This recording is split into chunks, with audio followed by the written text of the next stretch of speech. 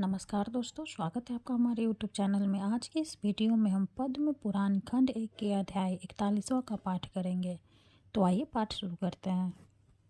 41वां अध्याय में हम तुलाधार के सत्य और क्षमता की प्रशंसा, सत्य भाषण की महिमा, लोभ त्याग के विषय में एक शूद्र की कथा और मूक चंडाल आदि का परम धाम गमन का वर्णन जानेंगे।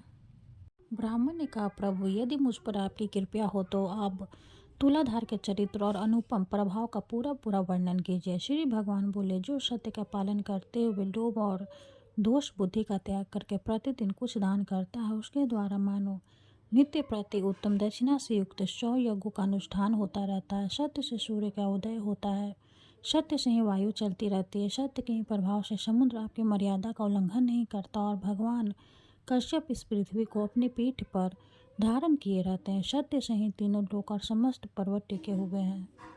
जो सत्य से भ्रष्ट हो जाता है उस प्राणी को निश्चय ही नरक में निवास करना पड़ता है। जो सत्यवाणी और सत्य कार्य में सदा संलग्न रहता है वो इस शरीर के भगवान से धाम में जाकर भगवंत स्वरूप हो जाता है। सत्य से ही समस्त ऋषि मुनि मुझे प्राप्त होकर शाश्वत गति में स्थिर हुए हैं। सत्य से ही राजा युधिष्ठिर शरीर स्वर्ग में चले गए। उन्होंने समस्त शत्रुओं को जीतकर धर्म के अनुसार लोक का पालन किया। अत्यंत दुर्लभ एवं विशुद्ध राजसूय यज्ञ का अनुष्ठान किया। वे प्रतिदिन 84,000 ब्राह्मणों को भोजन कराते और उनको इच्छा के अनुसार पर्याप्त धन दान करते थे। जब यह जान लेते कि इनमें से प्रत्येक ब्राह्मण की दरिद्रता दूर हो चुकी है, तभी उस ब्राह्मण समुदाय को विदा कर देते थे। यह सब उनके सत्य का ही प्रभाव था। राजा हरिश्चंद्र सत्य का आश्रय लेने से ही वाहन परिवार तथा अपने विशुद्ध शरीर के साथ सत्यलोक में प्रतिष्ठित हैं। इनके सिवा और भी बहुत से राजा, सिद्ध, महर्षि, ज्ञानी और यज्ञकर्ता हो चुके हैं जो कभी सत्य से विचलित नहीं हुए। अतः लोक में सत्यपरायण है, वही संसार का उद्धार करने में समर्थ होता है। महात्मा तुलाधार सत्य भाषण में स्थित है। सत्य बोलने के कारण इस जगत में उनकी समानता करने वाला दूसरा कोई नहीं है। ये तुलाधार कभी झूठ नहीं बोलते। महंगी और सस्ती सब प्रकार की वस्तुओं के खरीदने बेचने में ये बड़े बुद्धिमान है। विशेषतः साक्षी का सत्य वचन ही उत्तम माना गया है। कितने ही साक्षी सत्य भाषण करके अच्छे स्वर्ग को प्राप्त कर चुके हैं। जो वक्ता विद्वान सभा में पहुंचकर सत्य बोलता है वह ब्रह्मा जी के धाम को जो अन्याय मोह द्वारा दुर्बल्य प्राप्त होता है। जो सभा में सत्य भाषण करता है उससे अश्वमेध यज्ञ का फल मिलता है। लोभ और द्वेषवश झूठ बोलने वाले से मनुष्य गौण नरक में पड़ता है। तुलाधार सबके साक्षी वे मनुष्यों में साक्षात सूर्य ही है। विशेष बात यह है कि लोभ का परित्याग कर देने के कारण मनुष्य स्वर्ग में देवता होता है। एक महान भाग्यशाली शूद्र था जो कभी लोभ में नहीं पड़ता था। वह शाक खाकर बाजार से अन्न के दाने चुनकर तथा खेतों से धान की बालें बीन कर बड़े दुख से जीवन निर्वाह करता था। उसके पास 2 फटे पुराने वस्त्र थे तथा वह अपने हाथों से ही सदा पात्र का काम कर लेता था। उसे कभी किसी वस्तु का लाभ नहीं हुआ, तथापि वह पराया धन नहीं लेता था। एक दिन मैं उसकी परीक्षा लेने के लिए 2 नवीन वस्त्र लेकर गया और नदी के तौर पर एक कोने में उसे आदरपूर्वक रखकर अन्यत्र जा खड़ा हुआ। शूद्र ने उन दोनों वस्त्र को देखकर भी मन में लोभ नहीं किया और यह समझकर कि यह किसी और के परे हुए चुपचाप घर चला गया।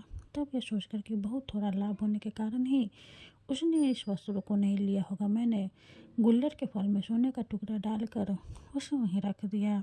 मगध प्रदेश नदी का तट और कोने का निर्जन स्थान, ऐसी जगह पहुंचकर उसने उस अद्भुत फल को देखा। उस पर दृष्टि पड़ते ही वह बोला उठा, बस बस, यह तो कोई कृत्रिम विद्वान दिखाई देता है। इस फल को ग्रहण कर लेने पर मेरी अलोप प्रीति नष्ट हो जाएगी। इस धन की रक्षा करने में बड़ा कष्ट होता है। यह अहंकार का स्थान है। जितना ही लाभ होता है उतना ही लोभ बढ़ता है। लाभ से ही लोभ की उत्पत्ति होती है। लोभ से ग्रस्त मनुष्य को सदा ही नरक में रहना पड़ता है। यदि यह गुणहीन द्रव्य मेरे घर में रहेगा तो मेरी स्त्री और पुत्र को उन्माद हो जाएगा। उन्माद काम जनित विकार, उसमें बुद्धि में भ्रम हो जाता है। भ्रम से मोह अहंकार की उत्पत्ति होती है। उनके क्रोध और लोभ का प्रादुर्भाव होता है। इन सब की अधिकता होने पर तपस्या का नाश हो जाएगा। तपस्या क्षय हो जाने पर चित्त को मुंह में डालने वाला मालिन्य पैदा होगा। उस मलिनता रूप संकल में बंध जाने पर मनुष्य फिर ऊपर नहीं उठ सकता। वह विचारक, वह शूद्र उस फल को वहीं छोड़कर चला गया। उस समय स्वर्गस्थ देवता प्रसन्न के साथ साधु साधु कहकर उसकी प्रशंसा करने लगे। तब मैं एक क्षण का रूप धारण करके उसके घर के पास गया और लोगों को उनके भाग की बातें बताने लगा। विशेषतः भूतकाल की बात बताया करता था। फिर लोगों के बारंबार आने जाने से यह समाचार सब फैल गया। यह सुनकर उस शूद्र की स्त्री भी मेरे पास आई और अपने भाग के कारण पूछने लगी। तब मैंने तुरंत ही उनके मन की बात बता दी और एकांत में स्थित होकर कहा, वहाँ भागो, विधाता ने आज तेरे लिए बहुत धन दिया है, किंतु तेरे पति ने मूर्खता की भांति उसका परित्याग कर दिया। तेरे धर्म के धन का बिल्कुल अभाव है, अतः जब तक मेरा पति जीवित रहेगा तब तक उसे दरिद्रता की भोगनी पड़ेगी। इसमें तनिक भी संदेह नहीं है। माता तू शीघ्र ही अपने घर जा और पति से उस धन के विषय में पूछे। इस मंगलमय वचन को सुनकर वह अपने पति के पास गई और उस दुखद वृत्तांत की चर्चा करने लगी। उसकी बात को सुनकर शूद्र को बड़ा विस्मय हुआ। वह कुछ सोच समझकर पत्नी को साथ लिए मेरे घर आया और एकांत में मुझसे बोला, छनपक, बताओ तुम क्या चाहते हो। छनपक बोला था, तुम्हें प्रत्यक्ष धन प्राप्त हुआ था, फिर भी तुमने अवज्ञापूर्वक तिनके की भांति उसका त्याग कर दिया। ऐसा क्यों किया? जान पड़ता है तुम्हारे भाग में भोग नहीं बधा है। धन के अभाव में तुम्हें जन्म से लेकर मृत्यु तक अपने और बंधुओं के दुख देने पड़ेंगे। प्रतिदिन मृत्यु की अवस्था भोगनी पड़ेगी। इसलिए शीघ्र ही उस धन को ग्रहण करो और निष्कंटन भोग भोगो। शूद्र ने कहा, छपनक, मुझे धन की इच्छा नहीं है। धन संसार बंधन में डालने वाला एक जाल है, उसमें फंसे हुए मनुष्य का फिर उद्धार नहीं होता। इस लोक और परम लोक में धन के जो दोष है उन्हें सुनो। धन रहने पर चोर, बंधु बांधव तथा राजा से भी भय प्राप्त होता है। सब मनुष्य धनी व्यक्ति को मार डालने की अभिलाषा रखते, फिर धन कैसे सुखद हो सकता है? धन परंतु का घातक और पाप का साधक है। धनी का घर काल एवं काम आदि दोष का निकेतन बन जाता है, अतः धन दुर्गति का प्रधान कारण है। छपनक बोला, जिसके पास धन होता है उसी को मित्र मिलते हैं। जिसके पास धन है उसके सभी भाई बंधु हैं। कुल, शील, पांडित्य, रूप, भोग, यश और सुख है सब धनवान को प्राप्त होते हैं। धनहीन मनुष्य को तो उसके स्त्री पुरुष भी त्याग देते, फिर उसे मित्रों की प्राप्ति कैसे हो सकती है? जो धनुष से दरिद्र वे धर्म का अनुष्ठान कैसे कर सकते हैं? स्वर्ग प्राप्ति में उपकारक जो सात्विक यज्ञ कार्य तथा पोखरी खुदवाना आदि कर्म है, वे भी धन के अभाव में नहीं हो सकते। दान संसार के लिए स्वर्ग की सिद्धि है, किंतु निर्धन व्यक्ति के द्वारा उसकी भी सिद्धि होनी असंभव है। व्रत आदि का पालन, धर्मोपदेश आदि श्रवण, पीति यज्ञ आदि का अनुष्ठान तथा तीर्थ सेवन, ये शुभ कर्म धनहीन मनुष्य के लिए नहीं हो सकते। रोगों का निवारण, पथ्य का सेवन, औषधों का संग्रह, अपने शरीर की रक्षा तथा शत्रुओं पर विजय आदि कार्य भी धन से ही सिद्ध होते। इसलिए जिनके पास बहुत धन हो उसी को इच्छा अनुसार भोग प्राप्त हो सकते। धन रहने पर तुम दान से शीघ्र स्वर्ग की प्राप्ति कर सकते हो। शूद्र ने कहा, कामनाओं का त्याग करने से समस्त व्रतों का पालन हो जाता है। क्रोध छोड़ देने से तीर्थों को सेवन हो जाता। दयाहीन जप के समान है। संतोष ही शुद्ध धन है। अहिंसा ही सबसे बड़ी सिद्धि है। सुलोच व्यक्ति की उत्तम जीविका है। शाक का भोजन ही अमृत के समान। उपवास ही उत्तम तपस्या। संतोष ही मेरे लिए बहुत बड़ा भोग है।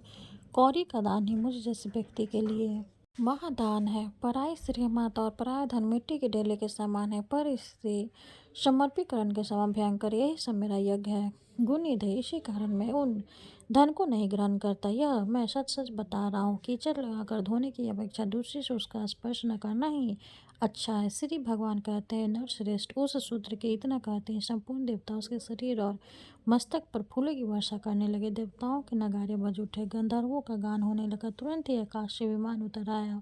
देवताओं ने कहा, धर्मात्मा इस विमान पर बैठे और सत्यलोक में चलकर दिव्य भोग का उपभोग करे। तुम्हारे उपभोग काल का कोई परिणाम नहीं है। अंततः काल तक तुम्हें पुण्यों का फल भोगना है। देवगणों के यूँ कहने पर शूद्र बोला, इस छपनकों को ऐसा ज्ञान, ऐसी चेष्टा और इस प्रकार भाषा की शक्ति कैसे प्राप्त हुई है?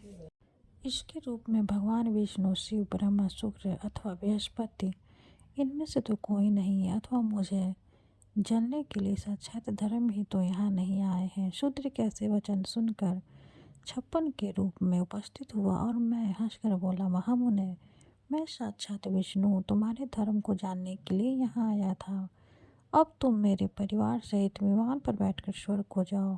तदंतर वह शूद्र दिव्य आभूषण और दिव्य वस्त्रों से सुशोभित हो सहसा परिवार सहित स्वर्ग लोक को चला गया। इस प्रकार उस शूद्र परिवार के सब लोग लोक त्याग देने के कारण स्वर्ग सिधारे। बुद्धिमान तुलाधार धर्मात्मा है, वे सत्य धर्म से प्रतिष्ठित है, इसलिए देवांतर में होने वाली बातें भी उन्हें ज्ञात हो जाती है।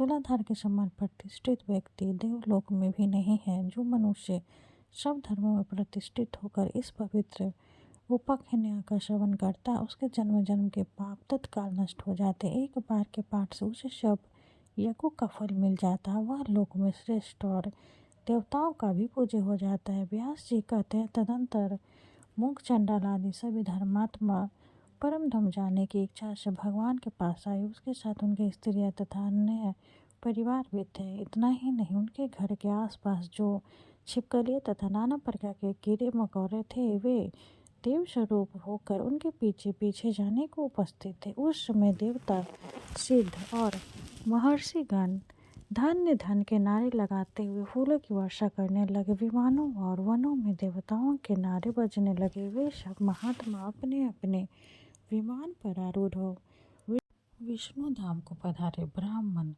नरोत्तम ने अद्भुत दृश्य देखकर श्री जनार्दन से कहा, देवेश मधुसूदन, मुझे कोई उपदेश दीजिए। श्री भगवान बोले, तात, तुम्हारे माता पिता का चित्त शोक से व्याकुल हो रहा है। उनके पास जाओ। उनकी यत्न पूर्वक आराधना करके तुम शीघ्र ही मेरे धाम को आ जाओगे। माता पिता के समान देवता देवलोक में भी नहीं। उन्होंने शैशव काल में तुम्हारे घिनौने शरीर का सदा पालन किया है, उसका पोषण करके बढ़ाया है। तुम अज्ञान दोष माता पिता तुम्हें असंज्ञान बनाया है। चराचर प्राणी सहित समस्त त्रिलोकी के में उनके समान पूज्य कोई नहीं है। व्यास जी कहते, तदंतर देवगण, मूक चंडाल, पतिव्रता, शोभा, तुलाधार, वैश्य, सजना, द्रोहक और वैष्णव संत इन पांचों महात्माओं के साथ ले प्रसन्नता पूर्वक भगवान की स्तुति करते हुए वैकुंठ धाम में पधारे। वे सभी अच्युत स्वरूप होकर संपूर्ण लोकों के ऊपर स्थित हुए। नरोत्तम ब्राह्मण ने वे यत्नपूर्वक माता पिता की आराधना करके थोड़े काल में ही कुटुंब सहित भगवान को प्राप्त हो गए। शिष्यगण, यह 5 महात्माओं का पवित्र उपाख्यान मैंने तुम्हें सुनाया है। जो इसका पाठ अथवा श्रवण करेगा उसकी कभी दुर्गति नहीं होगी। वह ब्रह्म हत्या आदि पापों से कभी लिप्त नहीं हो सकता। मनुष्य करोड़ों गौदान करने से जिस फल को प्राप्त करता है, पुष्कर तीर्थ और गंगा नदी में स्नान करने से उसे जिस फल की प्राप्ति होती है, वही फल एक बार इस उपाख्यान के सुनने मात्र से मिल जाती है। 41वां अध्याय समाप्त हुआ। हरे कृष्ण। अब हम सूर्य देव की आरती करेंगे।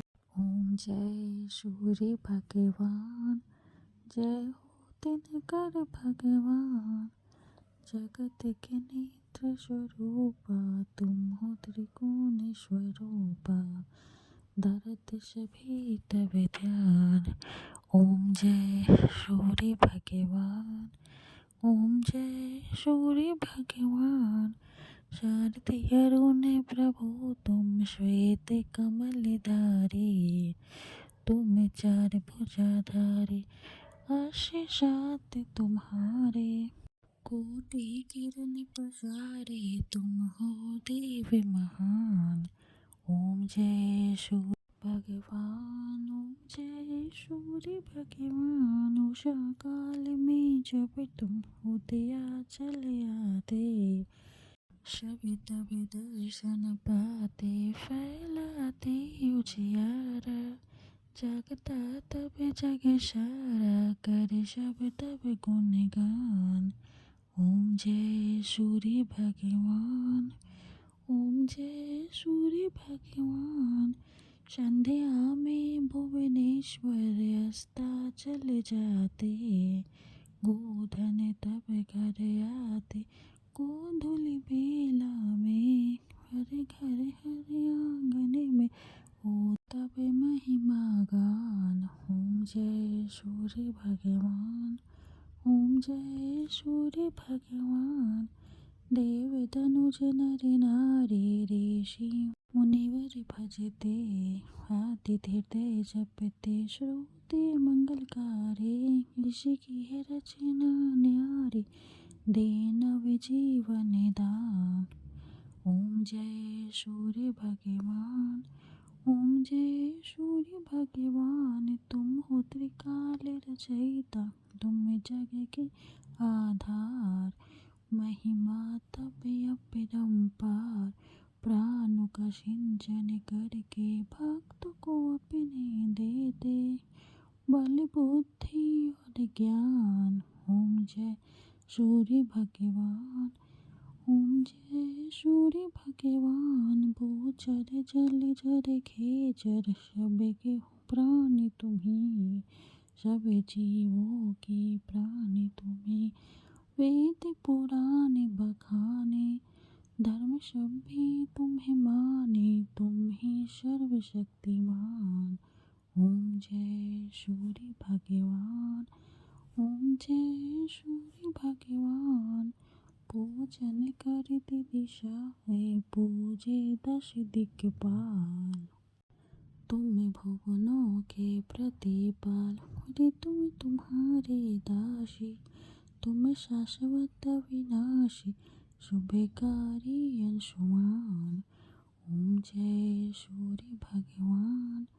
ओम जय सूर्य भगवान। जय हो दिनकर भगवान जगत के नेत्र स्वरूपा। तुम हो त्रिगुण स्वरूपा धरत सभी तब ध्यान।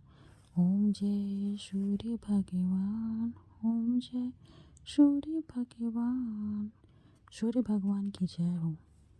वीडियो अगर अच्छा लगे तो लाइक कर दे, चैनल को सब्सक्राइब कर दे। धन्यवाद।